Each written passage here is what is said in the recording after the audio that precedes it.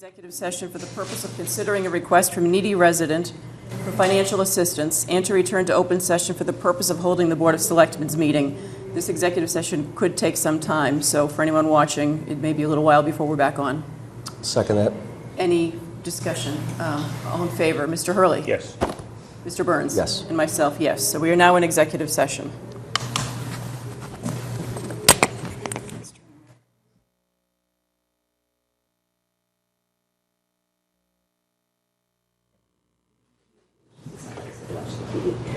Or as written, because it's written. It says written, yeah, because we all saw it. Yeah.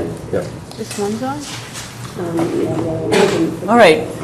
Good evening. We're back in open session, and we're going to start tonight with a moment of silence for Tom Kelly. Tom was a Precinct 8 town meeting member.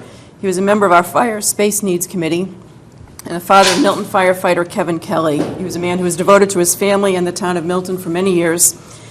We extend our heartfelt condolences to Mrs. Kelly and the Kelly family, and will now observe a moment of silence in honor of the late Tom Kelly.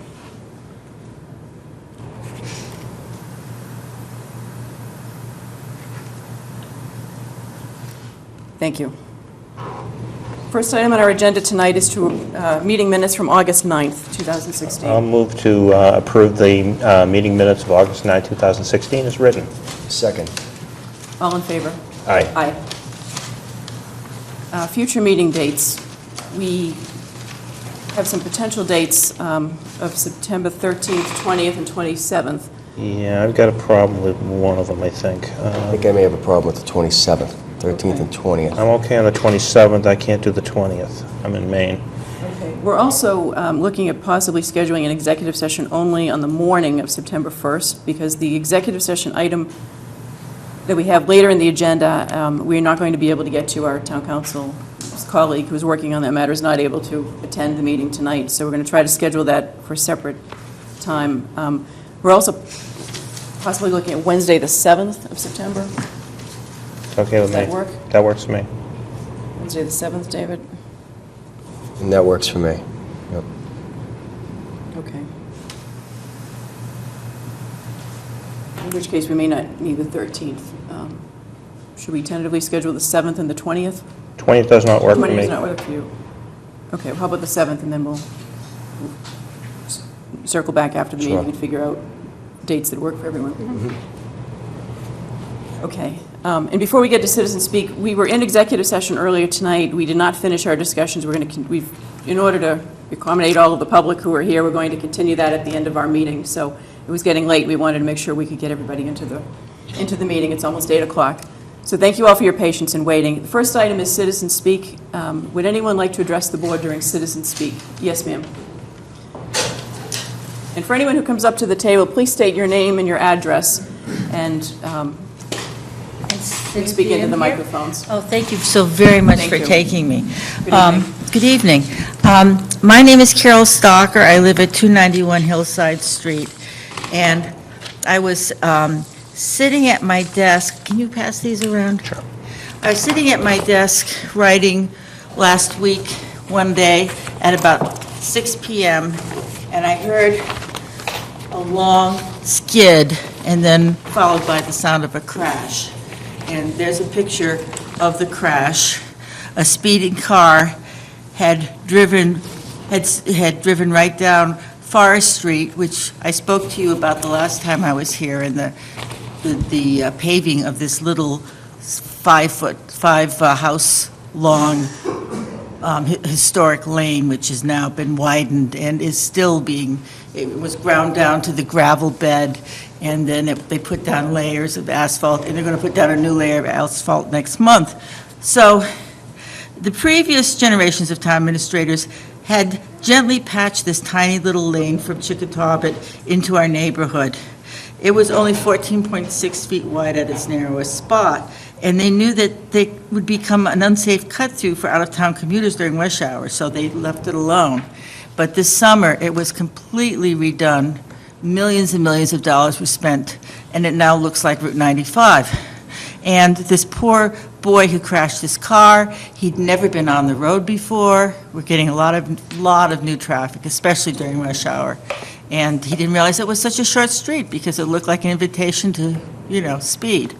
In the 2 months since this paving has started, and it's not finished yet, there have been two accidents I know of, both involving speeding on this new surface. And the other one, a car coming down the hill, because it's a very steep hill, and the cars that are really speeding are the ones that are coming down the hill, because it's going down the Blue Hills. And it ran another car off the road and broke its axle. It had to be towed away. Now, this is just in 2 months, and the paving isn't even finished yet. This kind of thing has never happened in the 35 years I've lived there, with this being a bumpy little lane. And now it's a cut-through. I mean, cut-throughs are a big problem in this town. Why are we creating new ones? So anyway, I just want to say that there is a problem there, and I also want to commend our new police chief, John King, who took over after this paving project was approved and launched, and he has been valiantly trying to enforce all the speeders who are now whizzing through our neighborhood, and he's told us that and I'm speaking only for myself, but he did say that he has more men on Hillside and Forest Street trying to catch speeders than in any other neighborhood in the town. And if you look at the Milton Times, the police log is full of citations for speeders and people not stopping at stop signs. And we just want to thank him very much for the tremendous effort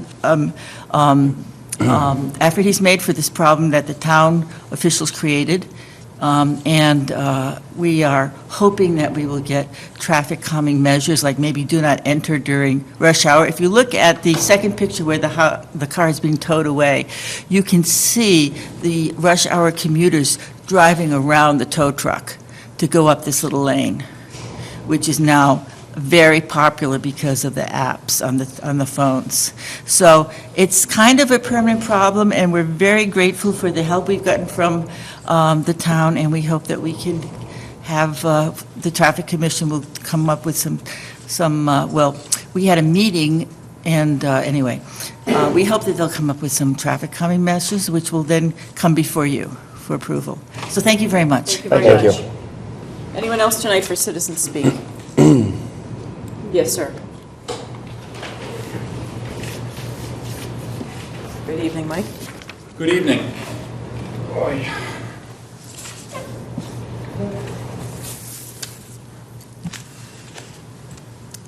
Good evening. Good evening. My name is Mike Joyce. I reside at 487 Adams Street, and I spoke this evening at the Board of Assessors meeting on behalf of my parents, Brian and Mary Joyce. They hoped to attend this evening and speak on their own behalf, but were not able to due to an emergency personal situation that came up. So I wanted to attend and speak on their behalf. These are my words, not theirs. As you know, for over a year and a half, my dad, and by extension our family, have been under relentless attack by the Boston Globe. These attacks have been quite personal and devastating. The latest articles accuse my parents of not having paid their fair share in property taxes.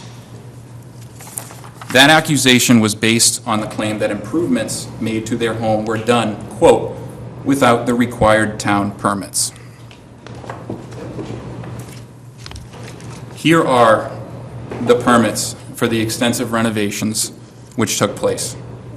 They have been in the public record for years and were readily available at Milton Town Hall. The existence of these very permits belies the Globe's allegation. Also available from the Milton Zoning Board of Appeals is an audio tape of a zoning hearing from 2003 related to 95 Hinckley Road, which speaks directly to the existence of renovations to the previously abandoned house and to the existence of necessary permits and zoning approval. Had the reporter checked, she would have discovered these permits and the audio tape.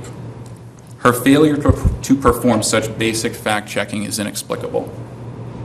Second, the article pointed to the discrepancy between the assessed value of my parents' home and the price at which it will be listed for sale. As you surely know from your own experience as homeowners, homes in Milton are rarely listed at their assessed values. The listing price is merely what the seller hopes to sell for. The closest comparable home to my parents' house that is on the market right now is 224 Central Avenue. It is also a restored 1890s house of similar above-grade size that is nearby. It is assessed for $1,015,000 and currently listed for sale at $1,995,000, almost a $1 million difference. Third, the article noted a discrepancy between the square footage listed on town records of my parents' home and the square footage that a broker has included in preliminary marketing materials. When calculating square footage, as you may know, the town does not count either basement floor space, number one, or number two, floor space with sloped ceilings, such as on the third floor of my parents' house.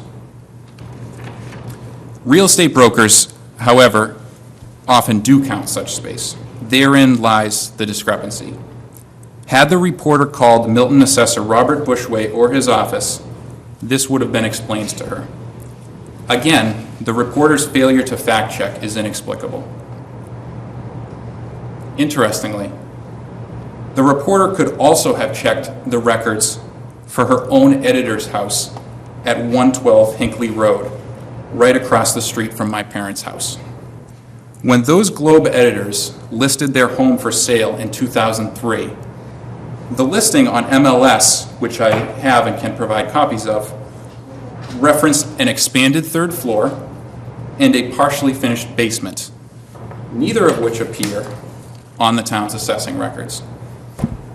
In other words, exactly the same situation that led the Globe to accuse my parents of wrongdoing. Fourth, the article noted that the town sees 95 Hinckley Road as having 5 bedrooms, while the real estate broker says it has 6. While the 1923 plans for my parents' home refer to one room as a, quote, sewing room, we simply call it Jimmy's bedroom. The 1923 blueprint shows that the third floor was finished at least that far back, including a bathroom and additional bedroom. Finally, I would like to address the article's suggestion that, quote, Milton officials have made the aforementioned allegations. In fact, it appears that only one town official raised such a question in this story. It appears that no call was made to the town's full-time principal assessor and chief appraiser or to the Board of Assessors chair. And indeed, the full-time assessor and Board of Assessors confirmed that earlier this evening at their meeting. The only call that was made to one assessor who also happens to be an elected member of the Milton Republican Town Committee. The article's failure to mention this motive for attacking a Democratic state senator is at best irresponsible journalism. Unfortunately, this has become all too familiar to my family. Over the past 18 months, the Globe has published at least 40 negative articles about my dad, attacking his character and integrity. This most recent story maligns my mother as well.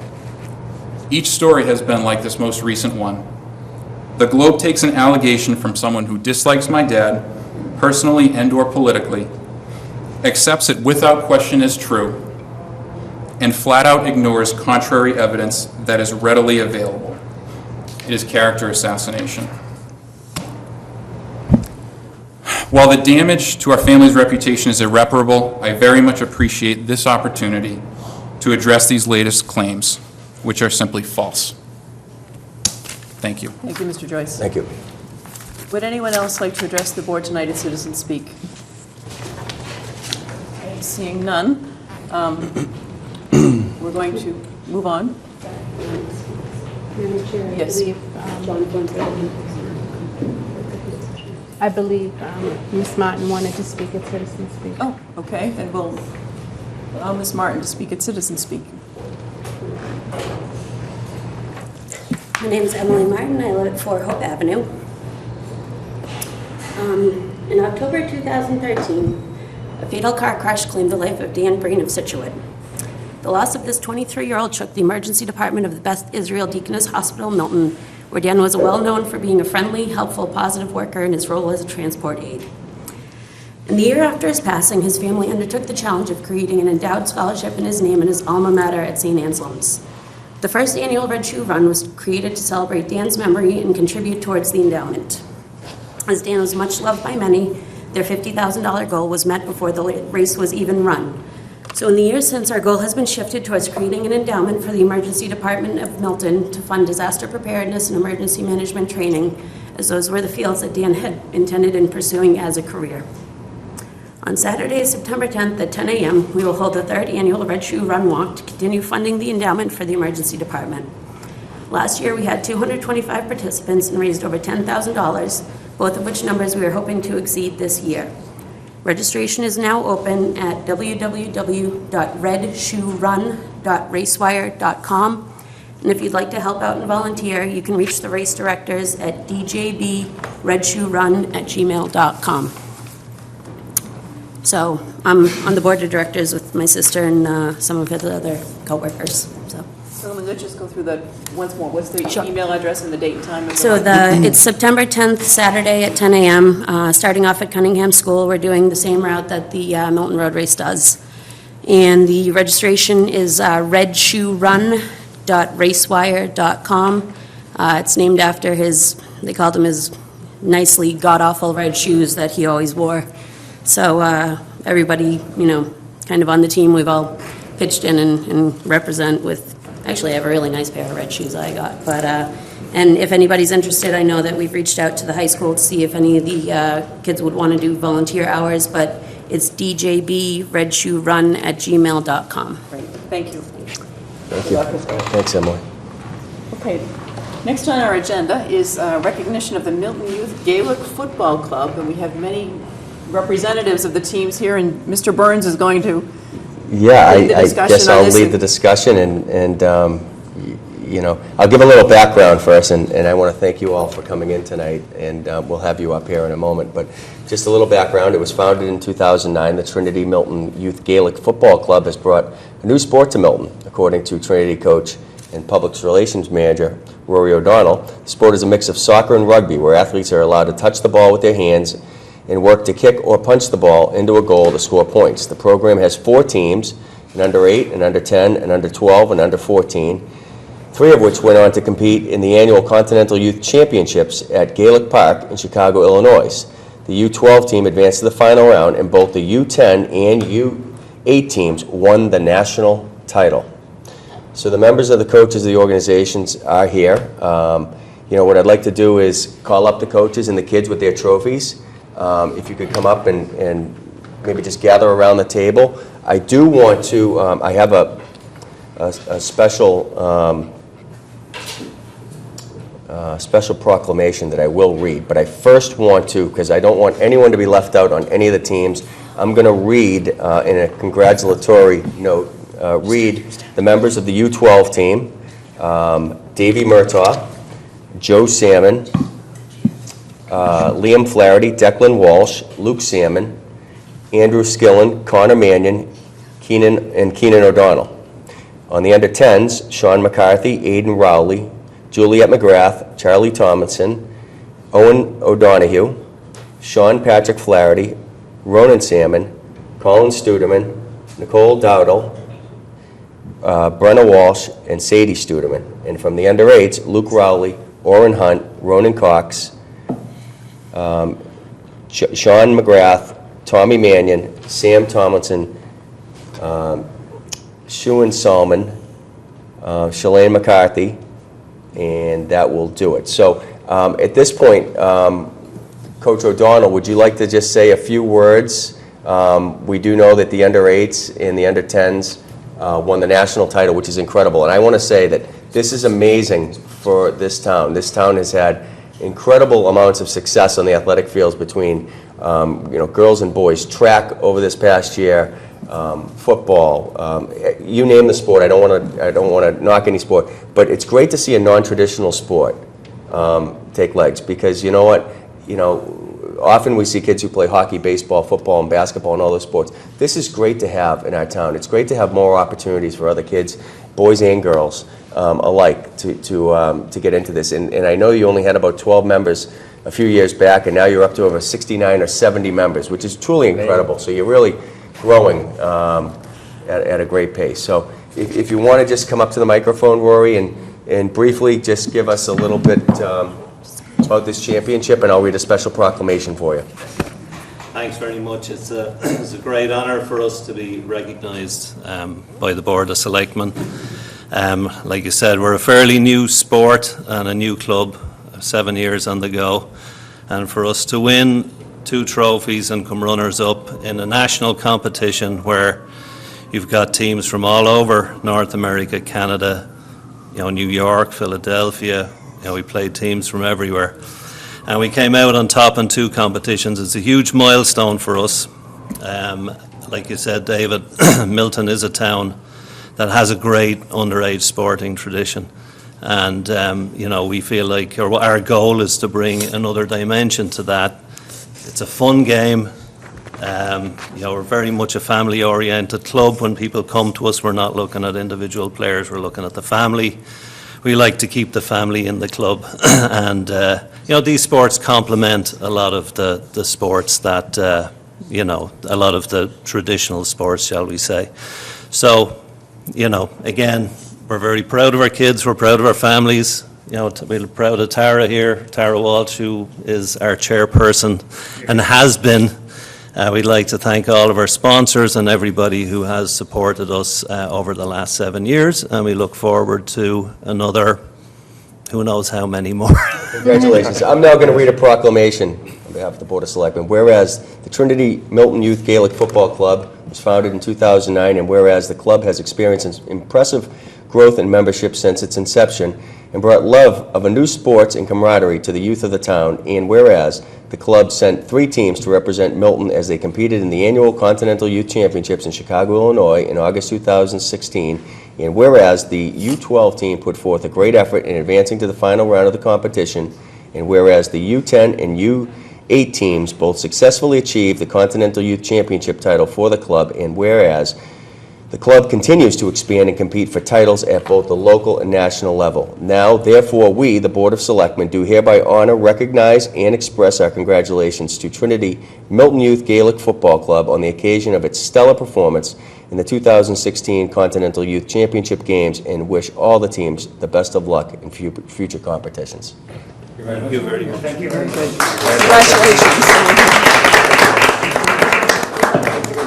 Congratulations. Congratulations. Thank you. Thank you for coming in.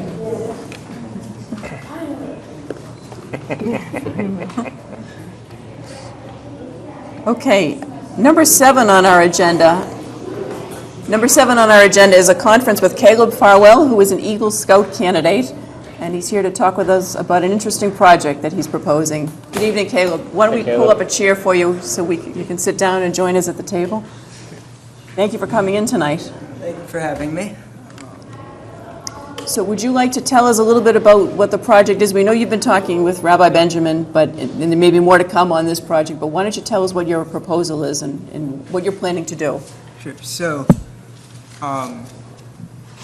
for my project, it's improving the Jewish War Veteran Memorial at the corner of Blue Hills Ave and Blue Hills Parkway. And so the project would include replacing the flag at the site, planting new bushes, mulching under the existing bushes and the new bushes, adding a stone semicircle in front of the monument to accentuate it, and also placing a geocache at the site to attract visitors and increase awareness about the site. That's wonderful. And you contacted all of us a few weeks ago to tell us that you'd like to do this, and because it's town-owned land, you're looking for your Eagle Scout project to have the beneficiary, which would be the town in this case, Yes. consent or support the project. Yes. And I know you've had some discussions with Rabbi Benjamin. There may be some interest.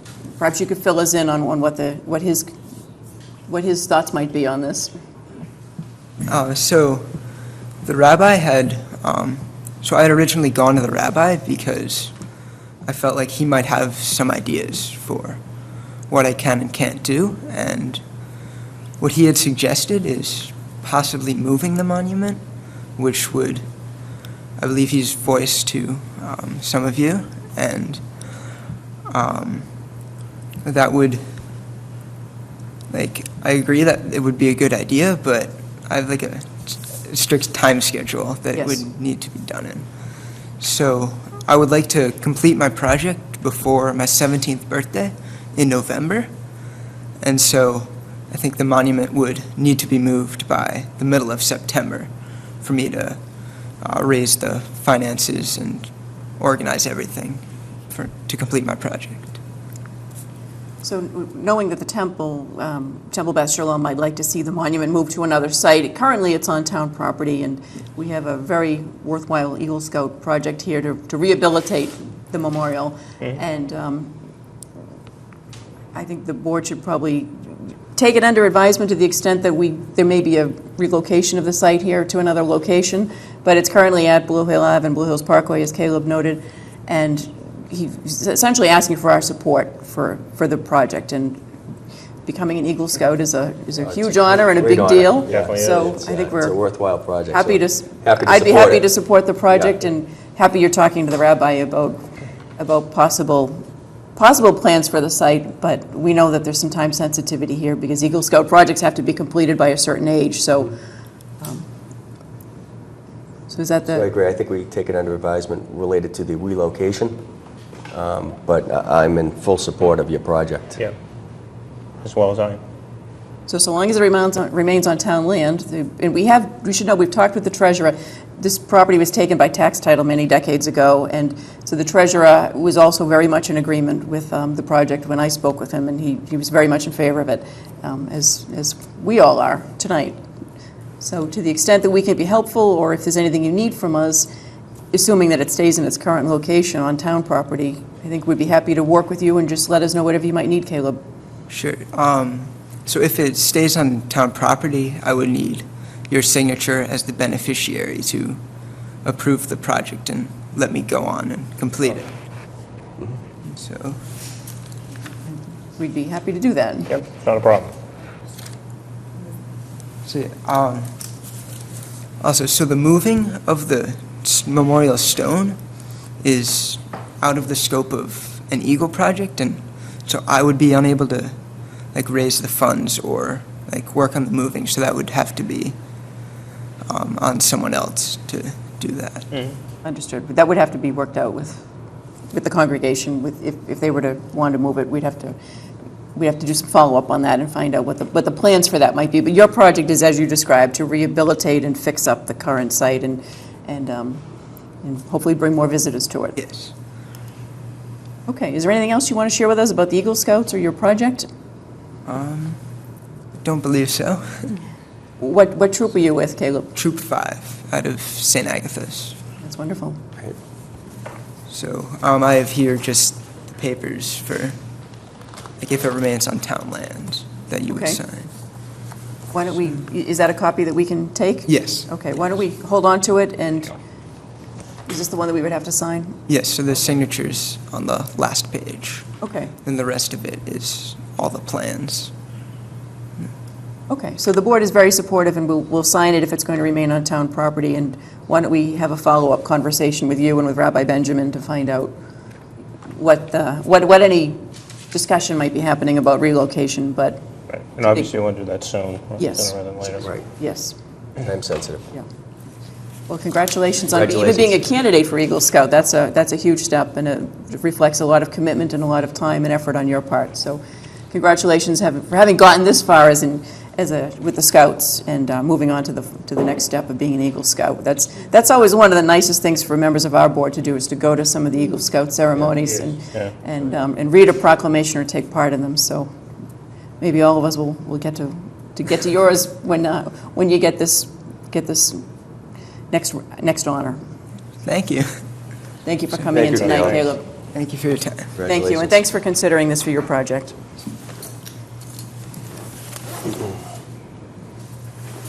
Okay. Number 8, thank you very much. Good night. Number thank 8 on our agenda is the water and sewer rates and a discussion with our DPW director, Joe Lynch.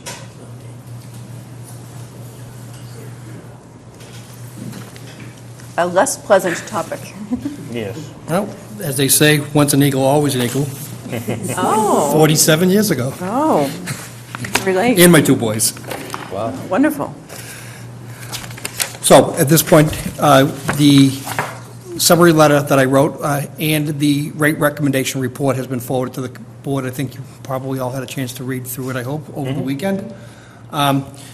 What comes out of that is the premise that we're going to hold the four-tier system and the proviso that we added last year, which was the introduction of the multi-unit consideration for all buildings of greater than 4 units, dividing it total consumption by the number of units in order to come up with an effective tier placement. So, that worked pretty well last year. We did have a little bit of hit of revenue on the sewer end of things, but not too bad. And quite frankly, it wasn't onerous to implement, and it wasn't onerous to administer. So we held that as a constant this year. What it really boils right down to is a rate recommendation for our water rates increasing by 0%, no change. Keep our rates the same as they were in FY15 for our water system. That's that increase, so that no change would be across all 4 tiers. But similarly, across all 4 tiers for the sewer, we would need to raise a 7.7% rate increase above what we had for last year.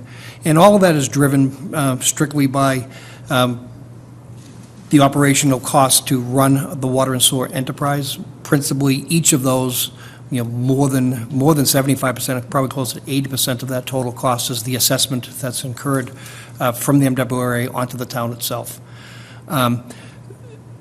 Sometimes in years where we have a fall town meeting, there is an opportunity to look at where your revenues have been and what your fund balance or your surpluses may be in those accounts, and look to perhaps pledge those towards rate stabilization.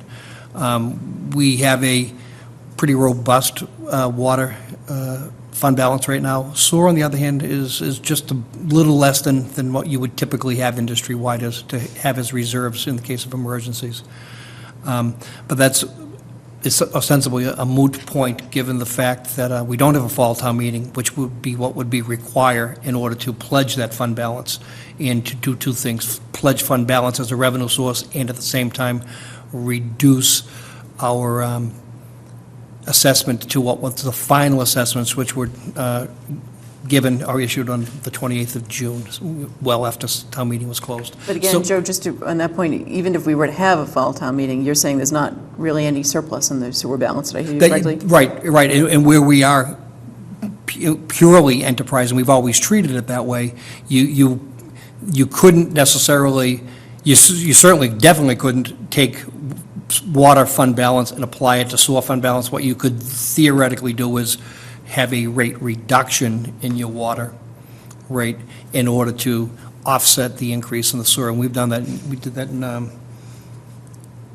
FY14, for example, where we actually reduced our sewer rates by 2.4% to offset a 10.75% increase in the water rates that year.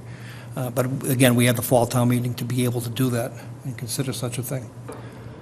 So what this boils down to, though, is that over the past 8 years, the past 7 years, including this year, on average, we've increased our water rates 8.86% in each of those years for water, and did I say 8.6? 3.86% in each of those 8 years. And on average for sewer, we've increased to 3.82%. So we're pretty consistent as we are, and at a blended rate, when you consider that 2/3 of your bill is attributed to sewer and 1/3 is attributed to water. Really, the blended rate increase on average has been the 3.83. So it's been pretty nominal throughout the years, going forward. When you look at this year, with 0% increase for water being proposed and 7.7 in sewer, it is in fact a 5.2% increase blended, effective impact. So Joe, question. Has, first of all, on water, we had the big water project, this past year. Has that debt service not really kicked in yet? It has not. Okay. Debt service has not kicked in yet, so in fact, I will forecast that the year to consider pledging some of the fund balance for water towards rate stabilization very well might be next year when that water capital number hits. Yep. The borrowing hits and the interest is first due. Yep. You may want to be able to ameliorate some of the impact due to debt service. Yep. Okay. And that would be the year to start tapping into that for next year. And the other thing I may have asked this question before, but as you look at the tiers and look at, the disparity between the water rate and the sewer rate, in Tier 1, they're almost the same, and then in Tiers 2, 3, and 4, the sewer rate obviously goes up to closer to the 1/3, 2/3. Why is that? So the inclined four-tier system, the premise of it is, it's actually a double-edged sword. Remember, the ultimate goal here is that we need to raise revenue. Yep. We don't like water bans, especially when you have plenty of water, as Quabbin does. But in the same token, we need to sell water, we need to collect storage, we need to raise revenues. But in the same token, we also want to promote responsible conservation. So those folks who are living in a small household, maybe a couple kids, who want to be frugal and keep their costs down, they're benefited, and this is from the onset of this multi-tier system back 10 years ago, they're benefited by coming in at those lower per-unit cost basis. Those larger homeowners who may decide, look, I don't really mind, I have a pool, I'm going to irrigate my garden, I'm going to irrigate my lawn, and I'm going to put the greatest demand on the system when my biggest need of meeting demand in the summertime is hard to meet. They, in fact, in essence, pay a penalty or pay a higher share. Well, I can So understand why their rates are higher, but like, for example, in Tier 1, the water rate's $5.43, the sewer rate's $6.23. There's not even $1 difference between the two. And when you get to Tier 2, it goes from $6.57 to $11.75. There's a huge difference between the two rates. I don't understand why in Tier 1, there's only less than $1 difference between the water and the sewer rate. I think it's because of the lower consumptions that I'd say 100% of the water flowing through the meter is also being billed out for sewer. But as you increase up the tiers, the higher consumptions of water are not being measured for sewer, second meters, if you will. Okay. And you need to make up for that billing for that storage that you're not otherwise raising revenue for. And it becomes more dramatic as you're using more irrigation water or more outside water. Okay. Okay. Tom, you were reading 657 as compared to 11 well, something? You mean 1175. 1265, correct, tier Yeah. 2? Okay, I want to make sure I was reading what you were, okay. I thought you said 11 something. Yeah, that's above that on our sheet Yeah, up here, yeah. yeah, Tier 2 is $6.57 and $11.75 for sewer. Is that the right rate? I think it is. Oh, for 16, yes. 17 is 1265. Yeah, it goes up. Okay. But, Yeah, it goes up. yeah. But it's the same question on both years. Is you're much narrower. Sure. Yeah. I guess I could count for most of it.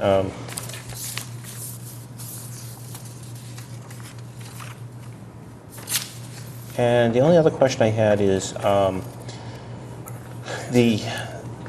the sewer rate, the MWA assessment went up. What was it, 6 point some odd percent? Final assessment went up 6.8%. Yet there's going to be a 7.7% increase. So what is accounting for the rest of that increase, just so we understand, so the people listening understand? Well, our total assessment, our total rate revenue raised is always going to be higher than the assessment rate because of the other things that happen with our operational costs. What drove the 6.8% increase, which is pretty high as compared to other communities, across the entire MWA system, is is a couple of factors, really. First and foremost is that storage is based on a 3-year prior annualized average flow. And what we had was an extraordinarily dry and extraordinarily low flow year in 2012, which came off the books at the very same time 2015 came on the books, which was an extraordinarily wet year. So because of those two things, we had the dramatic impact of losing the most beneficial piece of averaging by having a low number, and at the same time introducing a very big number. The MWRA analyzed it. They've been looking at this and fielding these types of questions from lots of member communities. What they find is they're metering within their South District in this area that we're a part of. The ground conditions, the types of soils that we have are more prone to fluctuating groundwater tables. They found that our background flows, meaning our overnight flows, the people not using their toilets, but that water that's getting into the system, infiltration, if you will. So it's I&I. Was predominantly high in that calendar year 15 period, and they're attributing it to the extraordinary snow melt from that year. So we're going to see that riding diminishing each of the coming years, we hope, especially with this dry summer we're having. Yep. We would see just the opposite happening, that we're going to be starting to introduce drier years, and hopefully in 2 years be able to take that calendar year 15 high flow Off the books, yeah. Okay. Now, and, I mean, obviously, you know, we spend a lot of money and effort to work on I&I and try and get it down, but even that, there's just still that much more work to do, or you could just never get it to zero. You'd never get it to zero. It's a rolling program. By the time you complete that last phase in some future year, we're in year 12 of continuous year after year work. There's at least another 15 years worth of work. By the time you, at the end of that 30-year period, you're back in the first section doing it again. Not all of it, mind you, but there are other areas that have tightened up. The other argument is the more you tighten up these areas that they were cost effective to do, you're not doing all of it, the more you're tightening it up, the water table is now building around it and is getting to those areas that previously were less cost effective and therefore you didn't have to do. And as that water builds up, it's now finding sources, and so it should be ongoing and diminishing year after year after year as you move through various cycles. We measure our success by flow share, how much are we burdening or how much we're being assessed as compared to other communities, and we are holding our ground with regards to infiltration and inflow projects. And we've done them faithfully for 12 years. Yeah, no, I know we have. We're in year 13 now, so call it 13 years in a row. Okay. Okay, any other comments or questions? What I've just passed out, just to have your own reference for comparison, that's the statistics I was speaking of regarding the prior 8 years' averages, just to look at what the changes were in each of the years. I think it's interesting to see.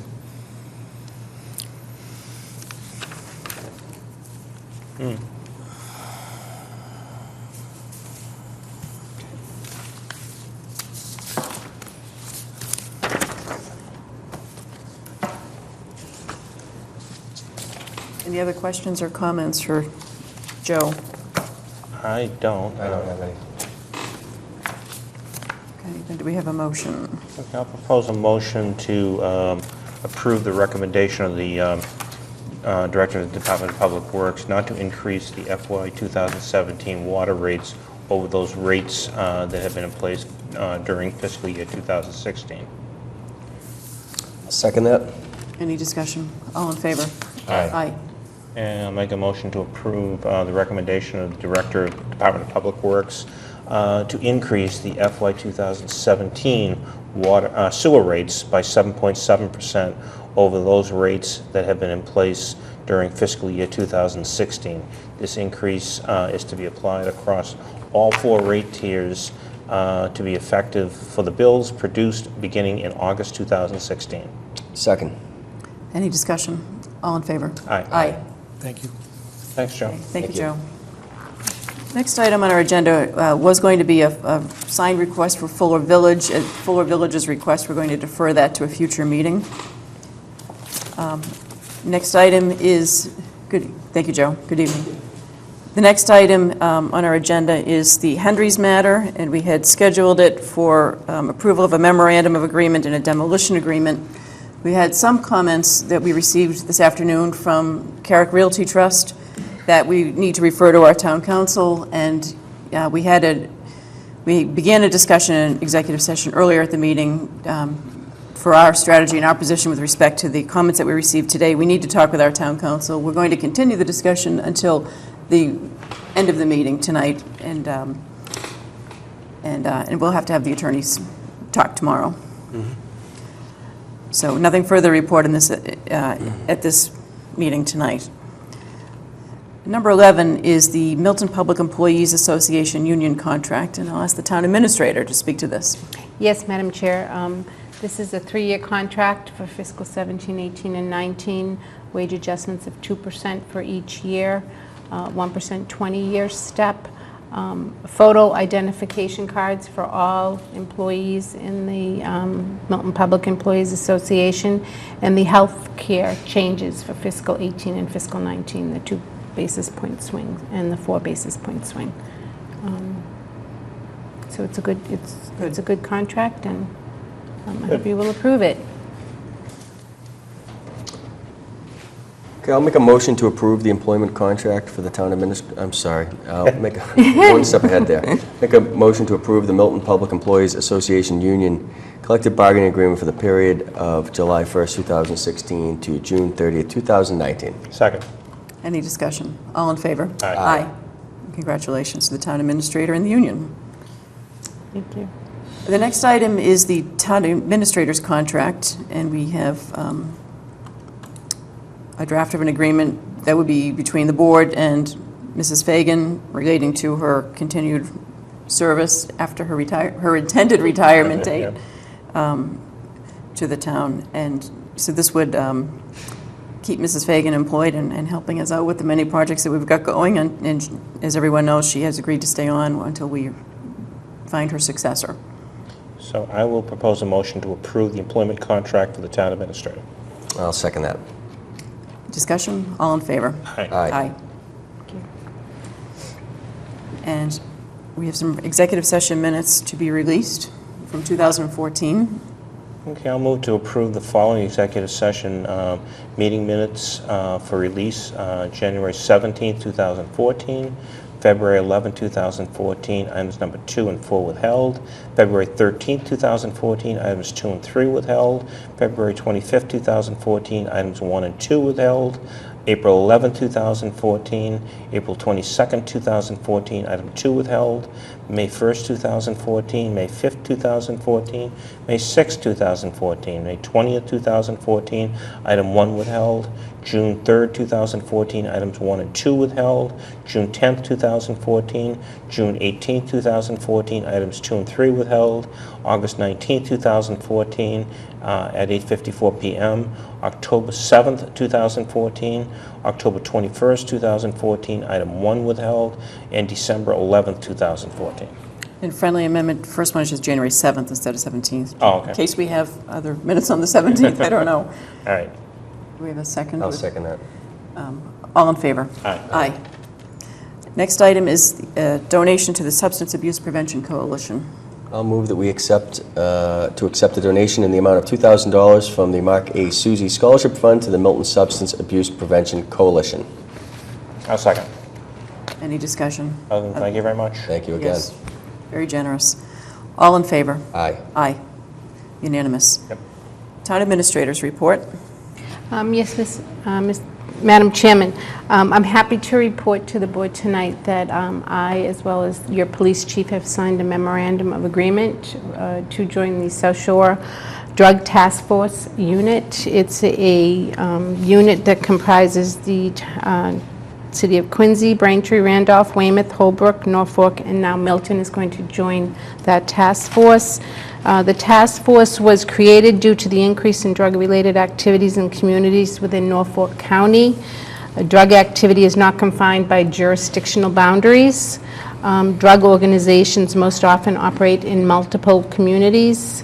The benefits of joining this task force is we pool resources, equipment, expertise. We collectively investigate and dismantle drug distribution networks, and we facilitate enhanced information and intelligence sharing among participating law enforcement agencies. So I think this is a real win-win for the town, especially in light of the opiate crisis. So I'm happy to report that we have joined that task force. I think that's great. I think this is something that this current board has talked about over the last year and a half, and I want to commend you and Chief King for getting us involved in this. I think this is going to be a great help to our town moving forward. I agree. This was at the urging of Chief King to join us. So. Good news. The other subject that I would like to talk a little bit about tonight is, as we all know, the article that was in the Boston Globe August 16th regarding whether or not permits were issued for the residents of 95 Hinckley Road, Senator Brian Joyce and his wife. I, as a result of that newspaper article, have been doing an extensive investigation on that, on those allegations, and I have not completed that report, but I hope to complete the report soon and forward it and issue it to you, the Board of Selectmen, for one of your upcoming meetings. Good, thank you. Thank you. And that's it, Madam Chairman. Okay, thank you. For the Chair's report, the only thing that I wanted to mention and just report to the Board is that the Master Plan Implementation Committee held a meeting last night. We spent 2.5 hours on the wharf and the Swift Hat Shop, and we had I think all of the stakeholders that we've identified were at the meeting. They all took part. They all shared their thoughts on issues about the Swift Hat Shop, about the dock, potential location for a dock. So the committee has gotten going with that project, and we're going to have a site walk this Saturday morning at 9 o'clock at the Yacht Club. We're going to walk around the area. We are going to go into the Yacht Club building. I don't think we're going to go into the Swift Hat Shop building this time, but we're going to be walking around the area to explore it. All the stakeholders have been invited. So it's this Saturday, August 27th at 9 a.m. We're going to meet at the Yacht Club, and it's a public walk. If this board, if at least two of us would like to go to it, we should just post a notice that we're going to take part in the site walk. So something to think about, and we can all let Emily Martin know what our schedules are and if we would like to attend. But the committee is off to a start on that project. Any reports? I don't have one at this time. No, I'm all set. Okay, citizen speak response. Or future agenda items.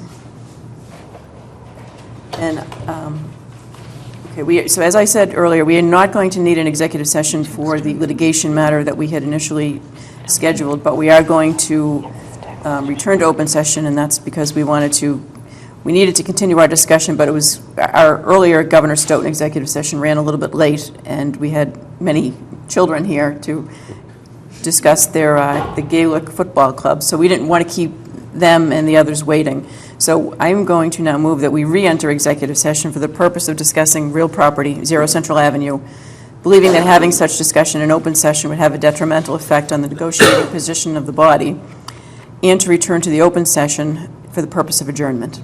I'll second. Mr.